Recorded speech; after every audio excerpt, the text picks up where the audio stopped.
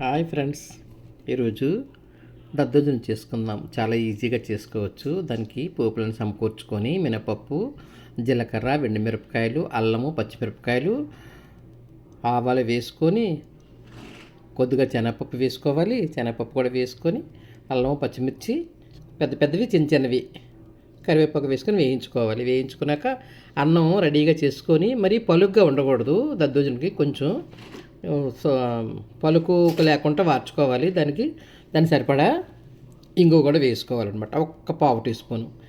ఈ పెరుగు చక్కగా పుల్లగా ఉండకూడదు.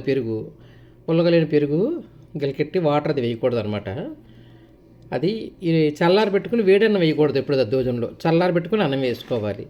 చల్లగా అన్నం చల్లారి పెట్టి ప్లేట్లోనూ చక్కగా పెరుగులో కలుపుకోవాలి. దీనికి సరిపడా ఉప్పు వేసుకోవాలి. ఉప్పు వేసి ఈ పోపు వేడి పోపు కాకుండా కొద్దిగా చల్లారనివ్వాలి. మనం 1 కేజీ రైస్ చేసుకున్నామంటే ఒక పెరుగు కూడా ఎక్కువగా ఉండాలి. 1 లీటర్ పాలు తోడుపెట్టిన పెరుగు అయి ఉండాలి. 1 అర లీటర్ పాలు వేసుకోవాలి. ఆ తర్వాత ఈ పోపు కూడా వేసుకొని కలుపుకొని చక్కగా ఫ్రూట్స్ ఇవి ప్రాముఖ్యత ఏంటంటే దానిమ్మ గింజలు వేసుకుంటే చాలా టేస్ట్ బాగుంటుంది.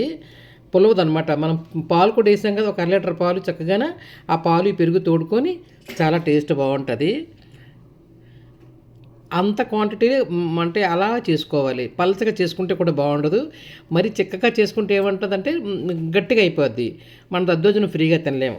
కరెక్ట్గా అలా ఉండాలి, అంటే పలచగా ఉండాలి. అలాగే పలచగా కాకుండా నచ్చితే లైక్ చేయండి, షేర్ చేయండి. సర్వేజన సుఖనో భవంతు.